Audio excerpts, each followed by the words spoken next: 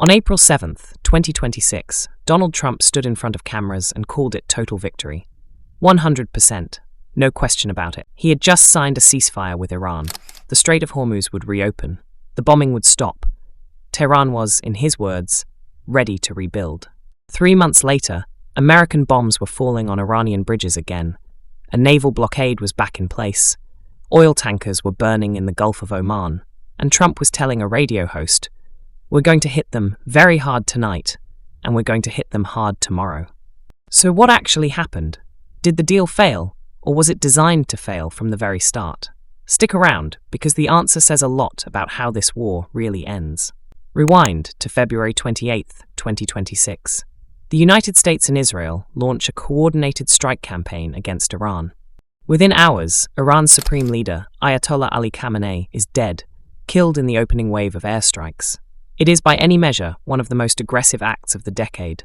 Trump's initial promise, this war would last 4 to 5 weeks. In and out. Objectives met, regime humbled, done. Iran's response was immediate and asymmetric. Rather than fight the US Navy ship for ship, Tehran did something far more damaging to the global economy. It shut down the Strait of Hormuz. This is the narrow waterway that roughly a fifth of the world's oil passes through every single day. Close it, and you don't just hurt America. You hurt everyone. For 39 straight days, the US and Israel bombed Iran, military sites, air defenses, command infrastructure. And at the end of it, no regime collapse, no surrender, just a chokehold on Hormuz that Trump could not bomb his way out of. By early April, with oil prices spiking and the war deeply unpopular at home, Trump gave Iran an ultimatum: reopen the strait or face strikes that would, his words, level a whole civilization.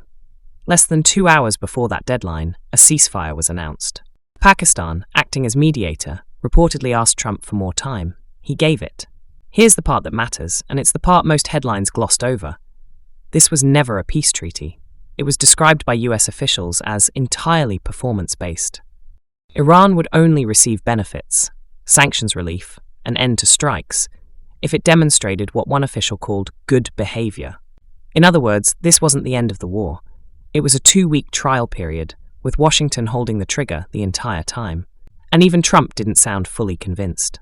Asked directly whether he'd still level Iran's bridges and power plants if the deal collapsed, his answer wasn't reassurance. It was, "You're going to have to see." That's not the language of a man who thinks peace is settled. That's the language of a man expecting to be back in the cockpit within weeks. It took about 3 months. By July 11th, Iran's Revolutionary Guard fired on a Cyprus-flagged container ship transiting Hormuz, declaring the strait closed again. 1 crew member went missing. The US response was immediate. 140 Iranian military targets hit in a single wave, the 3rd round of strikes that week alone. Then it escalated further. Iran struck 2 tankers in Omani waters, killing a crew member, and hit a Jordanian airbase in what it called retaliation. The UAE reported Iranian missiles hitting 2 of its own tankers. Trump's response was to reinstate the naval blockade on Iranian ports and float, somewhat theatrically, the idea of charging a 20% toll on ships crossing the strait, effectively trying to monetize a waterway that isn't his to tax. By mid-July, US strikes had expanded well beyond military targets. 6 bridges connecting cities near Iran's southern coast, including the critical port of Bandar Abbas, were hit in a single night. Iranian state media reported at least 8 people killed and 20 injured. A surveillance tower used by the Revolutionary Guard to track shipping in the strait was destroyed. The ceasefire, in every practical sense, was dead. This is the core question, and there are really 4 answers layered on top of each other. 1. The deal was never unconditional. It was performance-based from day one. Iran attacking ships in the strait wasn't a betrayal of some sacred peace agreement. Under the deal's own terms, it was a violation that automatically justified resumed strikes. Washington wasn't breaking its word. It was, arguably, executing exactly what the fine print allowed. 2. The Strait of Hormuz was never actually surrendered as leverage. Iran agreed to manage passage through the strait, not hand over control of it. That ambiguity gave Tehran room to keep squeezing shipping while technically claiming compliance, and gave the US justification to keep striking. 3. There's a real split inside Trump's own administration. Vice President J.D. Vance has publicly argued that this war will not be won through military force alone, pushing for continued negotiation even as strikes resumed.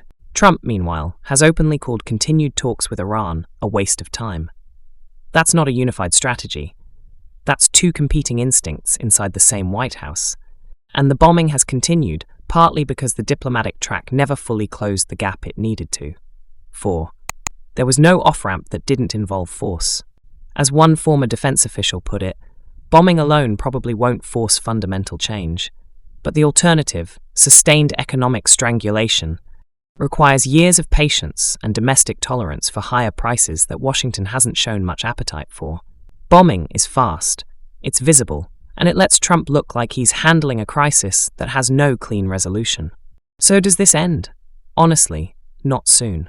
The US has already proven that 39 straight days of bombing couldn't force capitulation the first time around. A second bombing campaign without a fundamentally different strategy is unlikely to produce a different result. Iran has demonstrated it doesn't need to match American firepower. It just needs to keep the strait dangerous enough that global shipping insurers do the rest of the economic damage for them. Meanwhile, inside Washington, the fight between bomb them into compliance and negotiate a settlement hasn't been resolved. It's just been paused every time a new strike makes headlines. The uncomfortable truth is this: the April ceasefire was never a peace deal. It was a pressure valve, released just long enough for oil prices to stabilize and domestic criticism to quiet down before the exact same cycle started again. Trump didn't break a peace deal by resuming the bombing. He was always going to. The deal was built to collapse the moment either side blinked. And, in the Strait of Hormuz, someone was always going to blink first. If you want to understand where the global oil market goes next, don't watch the White House statements. Watch the Strait.